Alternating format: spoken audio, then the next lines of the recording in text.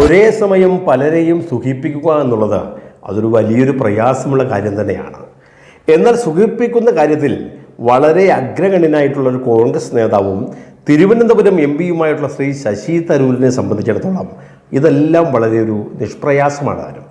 അതുകൊണ്ടാണ് കോൺഗ്രസിൻ്റെ കൂടാരത്തിൽ കഴിയുന്ന തരൂർ ഈ കഴിഞ്ഞ ദിവസം ഒരു മാധ്യമത്തിന് നൽകിയ ഇൻ്റർവ്യൂവിൽ കേന്ദ്രം ഭരിച്ചുകൊണ്ടിരിക്കുന്ന BJP-യുടെ നരേന്ദ്രമോദി സർക്കാരിനെ പ്രകീർത്തിച്ചുകൊണ്ടും കേരളത്തിലെ CPM-ന്റെ പിണറായി വിജയൻ സർക്കാരിനെ പുകഴ്ത്തിക്കൊണ്ടും അങ്ങനെ സംസാരിച്ചത്.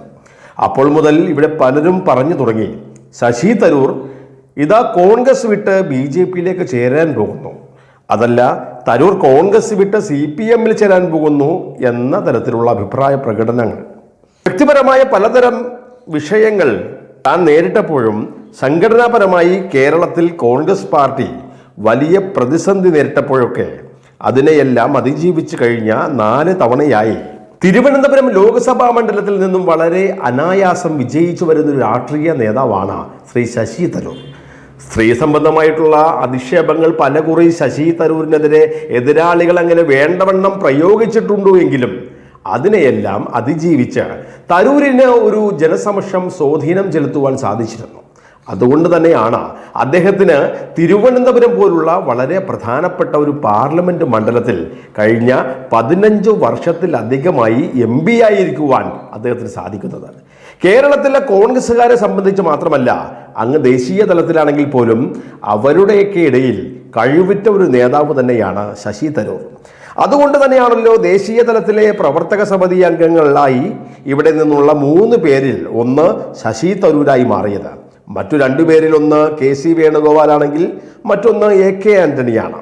അതിനാൽ തന്നെ തൻ്റെ കഴിവിനെക്കുറിച്ചുള്ള ഒരു ഉത്തമ ബോധ്യവും ശശി തരൂരിനുണ്ട്.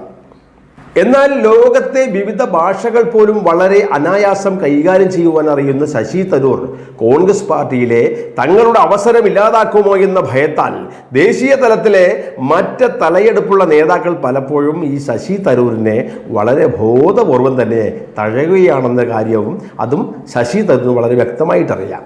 എന്നാൽ ഇതൊന്നും മുഖവിലേക്കെടുക്കുന്ന ഒരാളല്ല ശ്രീ ശശി തരൂർ. അതുകൊണ്ടാണല്ലോ കഴിഞ്ഞ AICC തിരഞ്ഞെടുപ്പിന് വന്നപ്പോൾ പ്രസിഡന്റ് സ്ഥാനത്തേക്ക് അന്നത്തെ കോൺഗ്രസിൻ്റെ ഔദ്യോഗിക സ്ഥാനാർത്ഥിയായിരുന്ന ശ്രീ മല്ലികാർജുൻ ഖാർഗെയോട് ശ്രീ ശശി തരൂർ അവിടെ മത്സരിച്ചത്. താൻ തോൽക്കുമെന്ന് അറിഞ്ഞിട്ട് പോലും അദ്ദേഹം മത്സരിക്കുവാൻ തയ്യാറാകുകയായിരുന്നു. മാത്രമല്ല കഴിഞ്ഞ കുറേ നാളുകളായി രാഹുൽ ഗാന്ധിയും സോണിയാഗാന്ധിയും ഒക്കെ അങ്ങനെ വലിയൊരു നല്ല ബന്ധത്തിലൊന്നുമല്ല അദ്ദേഹത്തോട് പെരുമാറുന്നത്. ശശി തരൂരിൻ്റെ കഴിവിനനുസരിച്ചുള്ള പ്രാതിനിധ്യം അത് കോൺഗ്രസിൽ അത് ഒരുക്കുന്നില്ല എന്ന ആക്ഷേപമാണ് ശശി തരൂരിന് പണ്ടേ ഉള്ളത്. അതുകൊണ്ടാണ് ഇടയ്ക്ക് തന്നെ ഒന്ന് ശ്രദ്ധിക്കുവാൻ കൂടിയാണ് ശശി തരൂർ ഇങ്ങനെയുള്ള ഈ വെടി പൊട്ടിച്ചുകൊണ്ടിരിക്കുന്നത്. ഇക്കുറി കുറച്ചുകൂടി ഉറച്ച ശബ്ദത്തിലാണ് ശശി തരൂരിൻ്റെ തുറന്നു പറച്ചിൽ. ഈ കണക്കിന് പോയാൽ കേരളത്തിൽ വീണ്ടും ഒരു ഇടതുപക്ഷ സർക്കാർ തന്നെ അധികാരത്തിൽ വരുവാനുള്ള എല്ലാ സാധ്യതയും തെളിയുന്നുവെന്നാണ് തരൂർ പറഞ്ഞത്. അപ്പോൾ ഒരു കാര്യം വ്യക്തമാണ്, തരൂർ ഈ തവണ ഉന്നം വയ്ക്കുന്നത് ദേശീയ രാഷ്ട്രീയത്തിലേക്കല്ല, മറിച്ച് കോൺഗ്രസിന്റെ കേരള രാഷ്ട്രീയത്തിലേക്കാണ്. അല്ലെങ്കിൽ തന്നെ ഇനി ദേശീയ രാഷ്ട്രീയത്തിൽ ഈ കോൺഗ്രസ് പാർട്ടിക്ക് എന്ത് പ്രസക്തി എന്ന തിരിച്ചറിവൊക്കെ അതൊക്കെ ശശി തരൂരിനുണ്ട്.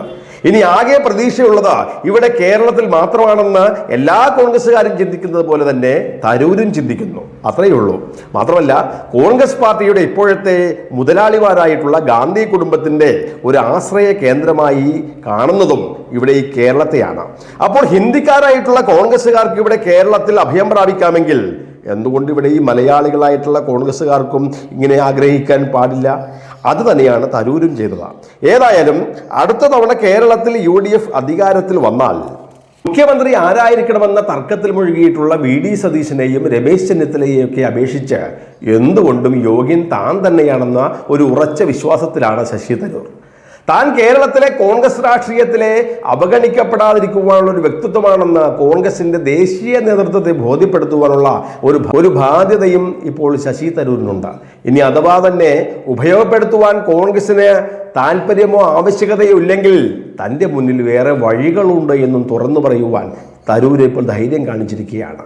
ഇതിൻ്റെ എല്ലാം വെളിച്ചത്തിൽ ശശി തരൂരിനെ ദേശീയ നേതൃത്വം അവഗണിക്കുകയാണെങ്കിൽ തരൂർ BJP-യിലേക്ക് എത്തണം, അല്ലെങ്കിൽ CPM-യിലേക്ക് എത്തണമെന്നൊക്കെ അവർക്ക് രണ്ടുപേർക്കും ആഗ്രഹമുണ്ട്.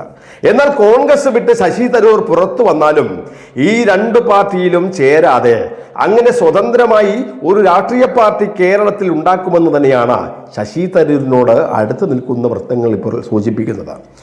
അപ്പോൾ നിലവിലെ സാഹചര്യം അനുസരിച്ച് ശശി തരൂരിന് അത് തന്നെയാണ് അഭികാമ്യവും. ഇവിടെ 100 പേരെ പോലും തികച്ച് എടുക്കുവാൻ സാധിക്കാത്ത പല പാർട്ടികളുടെയും പ്രതിനിധികൾ മന്ത്രിമാരും MLA-മാരും ഒക്കെയാണ്.